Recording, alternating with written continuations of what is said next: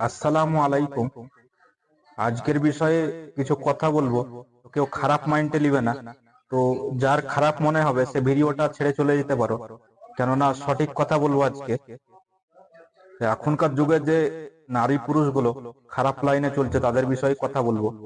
বিয়ের আগে যেই ছেলে মেয়েগুলো যে খারাপ কাজ করছে, ফোনে কথা বলছে, তারপর যে একটা হারাম সম্পর্ক করছে, বিয়ের আগের সম্পর্ক কোনো মেয়ের সাথে করলে সেটা হারাম।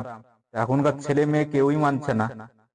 তো এখনকার যুগে প্রেম ভালোবাসা চলছে, তো এইসব গুলো একদমই হারাম। তো ছেলে মেয়েগুলোকে শুধরানো দরকার, যে বিয়ের আগে সম্পর্ক করছে, যে প্রেম ভালোবাসা করছে, কিন্তু এগুলো চলবেই না। এগুলো ইসলামে হারাম। তো এগুলো যারা করছে তারা অন্যায় করছে। এখনকার ছেলে মেয়েগুলো এত নির্লজ্জ যে কাউকেই মানছে না, যে পাশে কে আছে, মা আছে কি বাবা আছে, ভাই আছে কি বোন আছে, তো তাদের সামনে কথা বলছে ফোনে। যারা কথা বলো তাদের বিষয়েই বলছি, তো যারা কথা বলো না তাদের জন্য বলছি না।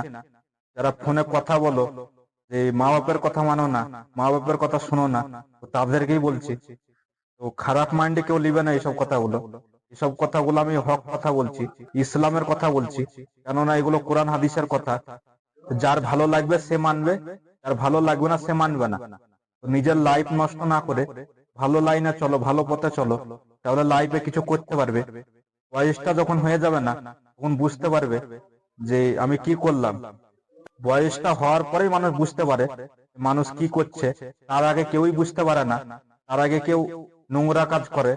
তো নোংরা কাজ থেকে আমাদেরকে দূরে থাকতে হবে। ভালো মানুষ হতে চাইলে ভালো কিছু কাজ করতে হবে। বিয়ের আগে কোনো মেয়ের সাথে সম্পর্ক করা যাবে না। যারা করছো তারা গুনার কাজ করছো, এগুলো থেকে দূরে থাকো।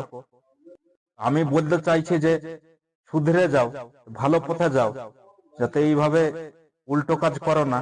তো লাইফে পস্তাবে, যখন বয়সটা হবে তখন একটা আফসোস করবে আমি কি করলাম, কি করছি।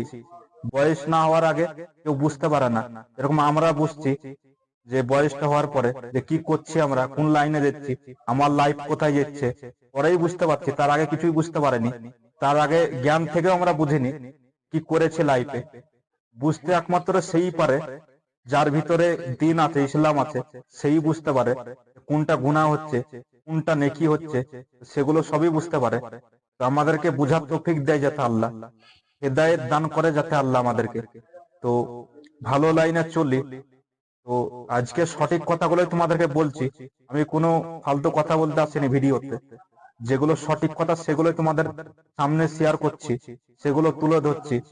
এখনকার ছেলে মেয়েগুলো যে যে লাইনে চলছে দেখতেই পাচ্ছি চোখের সামনে, তো একদমই জঘন্য অপরাধ। তো এগুলো থেকে কেউই দূরে থাকছে না। একটার পর একটা দেখছে শয়তানি কাজ করছে মানুষ। কেউ ফোন নিয়ে ব্যস্ত থাকছে, তো কেউ কথা বলছে ফোনে। তো আমি হক কথা বলে তোমাদেরকে বলছি, এগুলো করতে হয় না। তো মানুষ কেউ শুনছে না, কোরআন হাদিসকে কেউই মানে না। তোমাদেরকে আমি সঠিকটাই বলছি। খুশি থাকে আল্লাহ, সেই সব কাজ করতে হবে বেশি বেশি করে।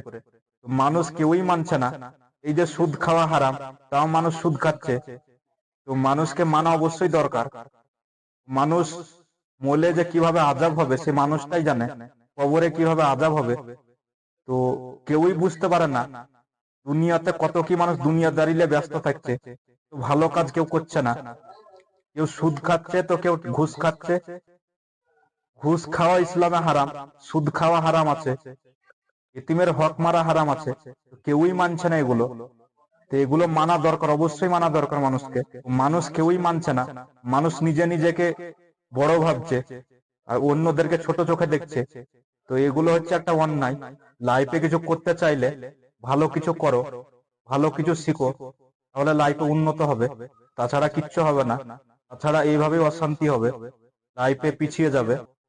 মা বাপকে কখনোই কষ্ট দিও না, মা বাপকে ছাড়ো না। মা বাপের বদদুয়া লেগে যায়। মা বাপকে কষ্ট দিচ্ছ, তারা অন্যায় করছো। তো তোমাদেরকে বোঝা দরকার যে মা বাপ মানুষ করেছে, আর তুমি মা বাপকে কষ্ট দিচ্ছ। তো লাইফে কিছু করতে চাইলে ভালো কাজ করো, মা বাপকে দেখো।